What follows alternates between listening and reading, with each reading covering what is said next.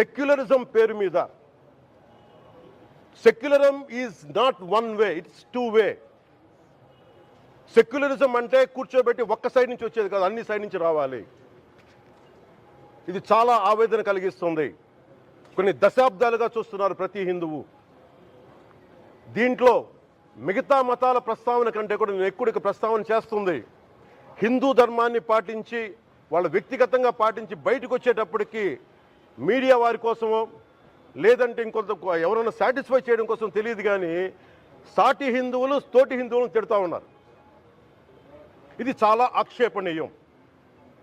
దీంట్లో నేను ముస్లిమ్స్ నిందించట్లా, అది క్రిస్టియానిటీ నిందించట్లా, కానీ బాధ్యత తీసుకున్న హిందువుల్ని నేను నిందిస్తున్నాం. బాధ్యత మీది. మీరు యథాలాపంగా వచ్చి ఇది పొలిటికల్ పదవులు, విగ్రహాలు పోతే మేము ఇల్లు కట్టుకుంటాం, వాకిళ్ళు కట్టుకుంటాం, ఏం మాటలవి? ఇదే మీరు మస్జిద్లో జరిగితే మాట్లాడతారా? మస్జిద్లో ఇలాంటి అపవిత్రం ఒక చిన్నపాటి చోరీ జరిగితే ఇలాగే మాట్లాడతాం. ఎందుకంటే మీరు మాట్లాడరు, ఓట్లు కదా అక్కడ. కానీ హిందువులు మాట్లాడితే హిందువులు అందరికీ ఎవరు పట్టించుకోరు. ఇక్కడ మా వేదన ఉండదా? మౌనంగా ఉన్నామంటే బాధ లేదనా? కోపం రాదనా? ఈ రోజుకి కూర్చొని చూడండి ఏం మాట్లాడుతున్నారో వాళ్ళు. ఆయన వాళ్ళ లాయర్ అంట, ఆయన ఎవరు ఏజీపీ అంట, పొన్నవోలు సుధాకర్ రెడ్డి గారు తిరుమల లడ్డుపై ఢిల్లీలో చేసిన కామెంట్ నా దృష్టికి తీసుకొచ్చారు.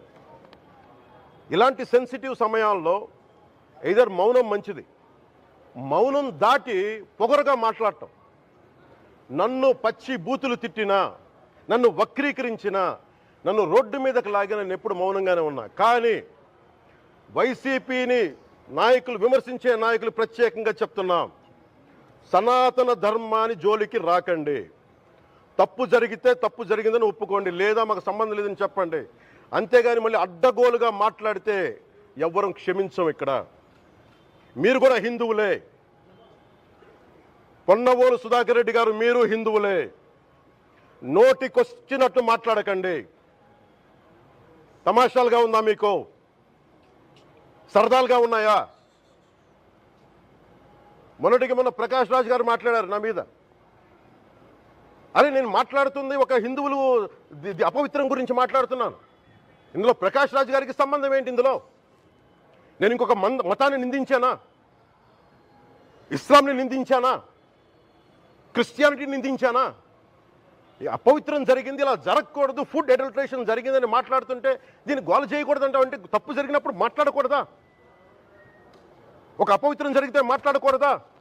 దేవతా విగ్రహాలను శిరచ్ఛేదం చేస్తే మాట్లాడకూడదా? ఏం పిచ్చి పట్టింది ఒక్కొక్కళ్ళకి?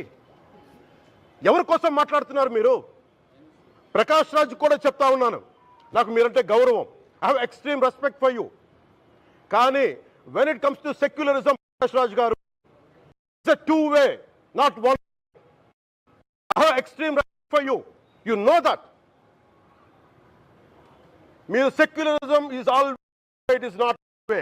హిందువుల మీద దాడినప్పుడు వచ్చి మాట్లాడడం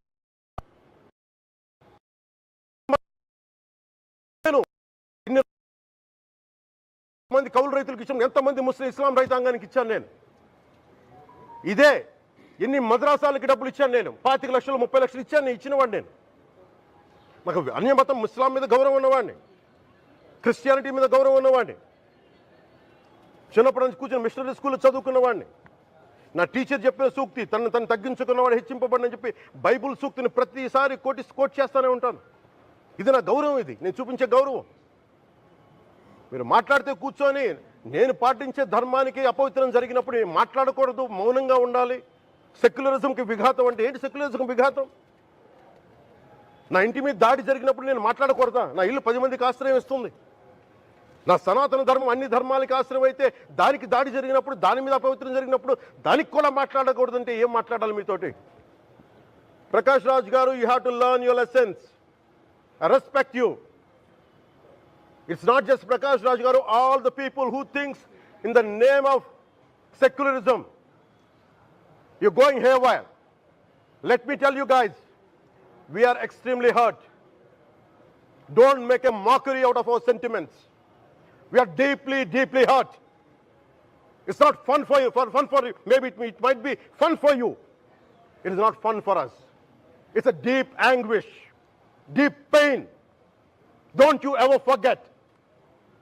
Before you come and think 100 times and say, talk about Sanatana Dharma. Enough of this. చాలు. ఇష్టానికి మాట్లాడుతూ ఉన్నారు సనాతన ధర్మం మీద.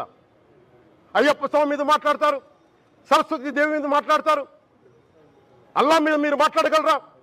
మహమ్మద్ ప్రవక్త మీద మీరు మాట్లాడగలరా? జీసస్ మీద మీరు మాట్లాడగలరా? అందరూ కూర్చొని సనాతన ధర్మం మీద, వినాయకుడి మీద జోకులు వేస్తారు, దుర్గాదేవి మీద జోక్స్ వేస్తారు, సరస్వతి దేవి మీద జోక్స్ వేస్తారు. మా మనోభావాలు గాయపడవా? మాకు బాధ ఉండదా? అందుకే నేను ప్రతిపాదించింది ఏంటంటే ప్రతి దానికి రావలేకపోతున్నాం. సనాతన ధర్మ రక్షణ board is order of the day. ప్రతిసారి కూర్చోబెట్టి మేము డిఫెండ్ చేసుకోలేం. ఇది ప్రతి సగటు హిందువు తాలూకు ధర్మం. ఇదే ఇస్లాం మీద దాడి జరిగితే ఎంతమంది బయటకు వస్తారు, ఎంతమంది నిరసన తెలియజేస్తారు, రోడ్ల మీదకి రమ్మని చెప్పట్ల. కనీసం మీకు కోపం కూడా రాకపోతే మేము ఏం చేస్తాం? గుడికి వెళ్ళే ప్రతి హిందువు బాధ్యత కాదా ఇది? నా ఒక్కరి బాధ్యతైనా, మా బాధ్యతైనా మీది కాదా? ధర్మాన్ని పరిరక్షించరాదు మీ బాధ్యత కాదా? ఈయన పొన్నవోలు సుధాకర్ రెడ్డి గారు మాట్లాడేది, పంది కొవ్వు చాలా ఖరీదైంది, ఆ కొవ్వు లడ్డు నెయ్యితో ఎలా కలుపుతారు? నెయ్యి 300 రూపాయలు ఉంటే పంది కొవ్వు 1200 రూపాయలు. బంగారంతో రాగి కలుపుతారా? ఇత్తడిలో పుత్తడి కలపరు. చెంబు తయారులో ఎవరైనా బంగారం కలుపుతారా? మదమెక్కిన మాటలు పొన్నవోలు సుధాకర్ రెడ్డి గారు. మదమెక్కి వస్తే ఇట్లాంటి మాటలే వస్తాయి. మీరు నా మీద కోర్టులో కేసులు వేసుకుంటారో ఏమి చేసుకుంటారో చెప్తా. మీరు ఏజీపీలు కదా, మీ దగ్గర వేల కోట్ల డబ్బులు ఉన్నాయి కదా, వేసుకోండి కోర్టులో, చెప్పండి. సనాతన ధర్మానికి నోటికొచ్చినట్టు మాట్లాడితే మిమ్మల్ని అందరినీ రోడ్ల మీదకి లాగుతాం, గుర్తుపెట్టుకోండి. తప్పు జరిగింది, ప్రాయశ్చిత్తం చేసుకోండి, లేదంటే మౌనంగా మాట్లాడకుండా ఉండండి అంతే. మా మనోభావాలు ఇంకా రెచ్చగొట్టేలా మాట్లాడొద్దు. భూమన కరుణాకర్ రెడ్డి గారు మాట్లాడతాను నేను వెళ్ళి హై డ్రామా. రాజకీయ మనసు ఉన్న వాళ్ళు అత్యంత దారుణంగా ప్రవర్తిస్తున్నారండి. లడ్డు కలుషితమైంది అంటున్నారు. కల్తీ నెయ్యితో తప్పు చేసి ఉంటే సర్వనాశనం అయిపోతాం, రక్తం కక్కుని చచ్చిపోతాం. మీ నాశనం మొదలైంది. రెండోది అది భగవంతుడికి వదిలేస్తున్నాను. వైవి సుబ్బారెడ్డి గారు విచారణకి రావాలంటే రికార్డులు ఆయనకి ఇవ్వాలంట. మీరు ప్రభుత్వంలో రికార్డులు మాకు ఇచ్చారా? మాకు ఏం మాట్లాడుతున్నారు మీరు? మీరు కూడా విచారణకు సిద్ధంగాండి. అసలు ఈవో ధర్మారెడ్డి గారు, ఆ మనిషి గాయం. ఈ రోజు దాకా లేడు ఆయన. ఈరోజు దాకా మళ్ళీ కనిపించలా.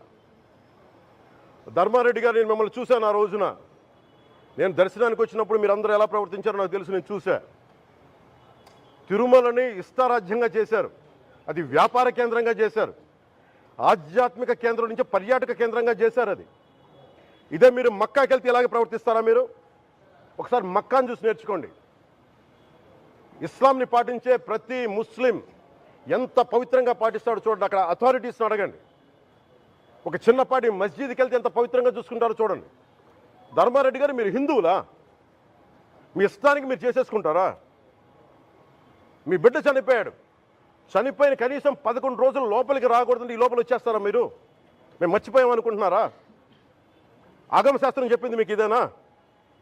అంటే గవర్నమెంట్ ఉద్యోగులు అయితే ప్రభుత్వం నియమిస్తే మీ ఇష్టానికి చేసేసుకుంటారా? మాకు బాధలు ఉండవనుకుంటున్నారా? ఇదే మీరు ఒక ఇస్లాంకి చేస్తే అపచారం జరిగితే మీరు ఏం చేస్తారు? బయట రోడ్ల మీదకి వచ్చి మీరు కూర్చోబెట్టి దాన్ని పొలిటికలైజ్ చేస్తారు. మీరు పొలిటికలైజ్ చేస్తారు. నేను నిజంగా చెప్తున్నా, జగన్మోహన్ గారికి కూడా చెప్తున్నా, మీరే కనుక, నేనే కనుక సనాతన ధర్మం మీద పోరాటం చేయాలని నన్ను ఆపేవాళ్ళు ఎవరు లేరు ఈ దేశంలో, గుర్తుపెట్టుకోండి. నేను కనుక సనాతన ధర్మం కోసం నేను పోరాటం చేస్తే చచ్చిపోవడానికి సిద్ధం నేను. కానీ నేను అక్కడి దాకా తీసుకెళ్ళిన విషయాలు, దానికి నిదర్శనమే రాముల వారి విగ్రహం శిరిచ్ఛేదం జరిగినప్పుడు ఒక్క మాట మాట్లాడకుండా చెప్పి కూర్చున్నాను. ఆ తెలివితేట లేక మీ ప్రభుత్వాన్ని కిందకి తీసుకొచ్చి అధాపాతాలను తొక్కిన మాకు శక్తి లేదనుకుంటున్నావా? ఉండవు అనుకుంటున్నావా? కానీ మేము సమాజాన్ని కలిపి ఉంచాలని వ్యక్తులం తప్ప విడగొట్టాలని వ్యక్తులం కాదు. మేము గుర్తుపెట్టుకోండి. అలాగే ఈ రోజు నుంచి ప్రజలందరికీ కూడా చెప్తున్నా, ఎవరు అన్ని మతాలని మేము గౌరవించేది ఈ నేల. ఒక జనసేన పార్టీ అని కాదు, తెలుగుదేశం పార్టీ అని కాదు. మీరు ఏ పార్టీలకు సంబంధించిన వైసీపీలో ఉన్న హిందువులందరూ ఏం చేస్తున్నారో మీరందరూ పోటీ పడ్డారు కదా తిరుమలకి వెళ్ళడానికి. మీరు మర్చిపోయారు, ఇందులో ఈ పాపం మీకు కూడా వస్తుంది, ఈ పాపం మీకు కూడా తగులుద్ది. మీ మౌనం కూడా మొత్తం జాగ్రత్త, తరాలు నాశనం అయిపోతాయి. మీ మౌనం మంచిది కాదు. ఇది ఒక వెంకటేశ్వరుడికి జరిగింది కాదు, భగవంతుడికి, నిరాకారుడు, ఆయనకి ఇవేం పట్టవు. మనం నమ్ముకొని ఆయనకి వెళ్తున్నది మనకి బాధ్యత. ఇది ఇంకా ప్రతి ఒక్కరు దీన్ని గుర్తుపెట్టుకోండి. చేతులెత్తి వేడుకుంటున్నాను. సగటు హిందూ మీరు సినిమా టికెట్లకు వెళ్ళిపోతారు. అభిమానులందరూ మీరెవరు హిందువులు లేరా? సినిమా టికెట్ల కోసం చించుకుంటారు. సినిమాని మీరు కూర్చోడానికి మీరు మొత్తం మాట్లాడతారు. అందరిని అడుగుతున్నా, మొత్తం భారతదేశపు యావత్తు ఉన్న సినిమా అభిమానులు అడుగుతున్నా, మీరందరూ హిందువులే కదా, అత్యధికులు హిందువులే కదా, మీకు బాధ్యత లేదా? మీకు మీ సినిమా హీరోలు, నేను కూడా హీరోనే, నన్ను మించి దేశాన్ని చూడమని, సనాతన ధర్మాన్ని చూడమంటున్నా. మీ కన్వీనియంట్గా కూర్చోబెట్టి హీరోలను ఎత్తడం కాదు, నన్ను ఎత్తడం కాదు. ధర్మం విఘాతం కలిగినప్పుడు ధర్మానికి మీరు మాట్లాడటం మీ బాధ్యత. నా తరం మేము కష్టపడుతున్నాం, ముందుకు వచ్చాం. ఎవరి కోసం పడుతున్నాం ఈ కష్టాలు? మాకు సరదా కాదు. ప్రతి ఒక్కడి ఇష్టానికి వచ్చి మాట్లాడుతూ ఉంటే బాధ కలుగుద్ది. అయ్యప్ప స్వామి దీక్ష చేసే వాళ్ళ మీద ఎంత ఇష్టారాజ్యంగా మాట్లాడతారు. ఇదే మీరు ఎవరన్నా సరే ఇస్లాం మీద మీరు గొంతు ఎత్తగలరా? ఎందుకంటే రోడ్ల మీద వచ్చి కొడతారని మీకు భయం, అందుకు మీరు మాట్లాడరు. హిందువులు అంటే మెత్తని మనుషులు కదా, తోటి హిందువు కదా, మీరు ఏదైనా మాట్లాడచ్చు. మీకు నమ్మకాలు లేకపోతే మీరు ఇంట్లో కూర్చోండమ్మా. మీకు నమ్మకాలు లేకపోతే ఇంట్లోంచి బయటికి రాకండి, మమ్మల్ని ఏం అనకండి. మేము ఎలా పూజా విధానం ఎలా చేస్తాం, అలాగే ముఖ్యంగా ఫిల్మ్ ఇండస్ట్రీ కూడా నేను తెలియజేస్తా ఉన్నాను. దీని మీద మీరు మాట్లాడితే మద్దతుగా మాట్లాడండి, లేదంటే మౌనంగా కూర్చోండి. అంతేగాని మీ మాధ్యమాల ద్వారా అపహాస్యం చేస్తే మటుకు ప్రజలు మిమ్మల్ని ఎవరు క్షమించరు. ఎందుకంటే చాలా డీప్ పెయిన్ ఇది. మీరు లడ్డు మీద జోక్లు వేస్తున్నారు. నేను ఒక సినిమా ఫంక్షన్లో కూడా చూశాను, laddu is a sensitive issue అని. Don't you ever say that. Don't you ever dare to say that, please. I respect you as actors, but when it comes to Sanatana Dharma, please, you have to think 100 times before you saying a word. One comment. Thank you.